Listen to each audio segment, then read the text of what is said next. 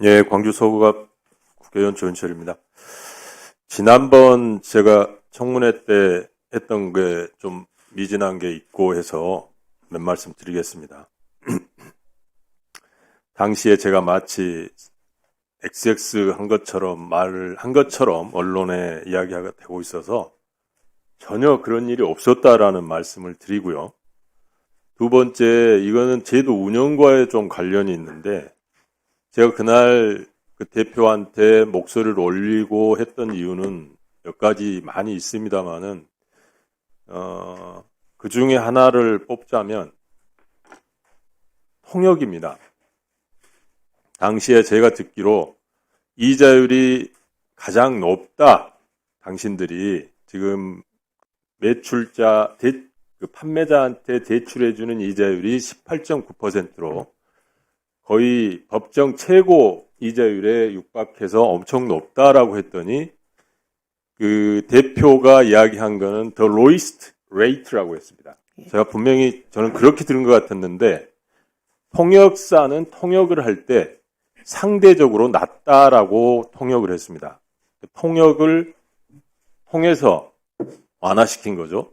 이런 경우에 어떤 것을 우리가 채택해야 되는지 한번 봐야 되는 거고 우리가 더 공정한 통역을 세워야 되는 문제도 있을 수도 있겠다라는 생각이 듭니다. 이 부분을 우리 행정실과 이 위원장님께서 좀 검토를 좀 해주셨으면 하는 생각이고요.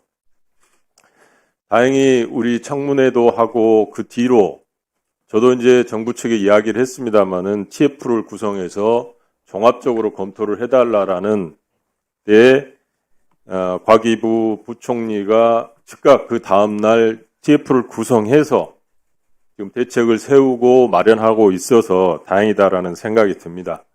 이번 기회에 정부와 국회가 한 뜻으로 비록 지금 국민의 힘이 지금 보이콧하고 있습니다만은 정부와 국회가 한 뜻으로 대한민국 국민이 소비자가 더 이상 봉이 아니다라는 것을 명확히 밝혀주시고 끝까지 책임을 물어서 그런 국민을 봉으로 하는 기업은 대한민국에서 더 이상 사업을 할 수 없다라는 것을 명백하게 가르쳐 주실 필요가 있다라는 말씀을 드립니다. 이상입니다. 예, 이훈기 의원님 말씀하십시오. 예, 인천 남동을의 이훈기 의원입니다.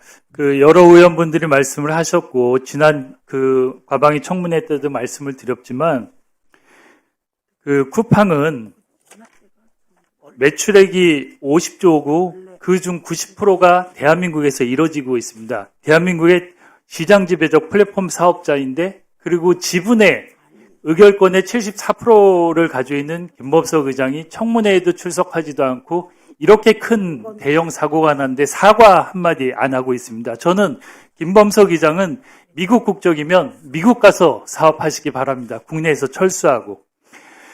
독점은 처음엔 소비자에게 이익처럼 보입니다. 가격은 싸지고 배송은 빨라지고 서비스는 편리해지고 하지만 이는 경쟁이 살아있을 때만 가능합니다. 경쟁이 사라진 뒤에는 선택권도, 비교 기준도, 불만을 제기할 출구도 없습니다. 가격은 눈에 띄지 않게 오르고 품질이 떨어져도 대안은 없습니다.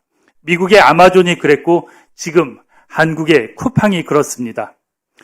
플랫폼 독점의 본질은 가격이 아니라 통제력입니다. 독점 기업은 가격뿐 아니라 검색 결과, 노출 순서, 리뷰, 데이터 흐름까지 장악합니다.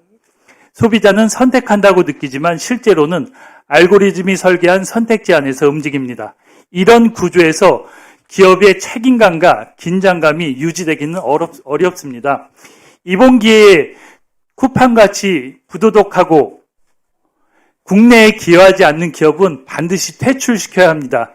지금 국회에서 6개 상임위가 공동으로 청문회를 준비하고 있습니다. 그리고 엊그제 국세청에서 세무조사도 하겠다고 발표했습니다. 그리고 지난 청문회 때 김범석 의장은 노동자의 사망을 은폐, 조작하는 범죄를 저질렀습니다. 저는 양의 탈을 쓴 악마라고 생각합니다. 어떻게 이런 일을 할 수가 있습니까? 대한민국의 경제는 건강해야 합니다. 쿠팡 같은 기업이 더 이상 대한민국 경제를 망가뜨리고 대한민국 경제의 구조를 왜곡시켜서는 안 됩니다. 저는 이번 청문회에 김범석 의장이 마지막으로 출석해서 국민들께 석고대죄하고 미국 가서 사업하시길 바랍니다.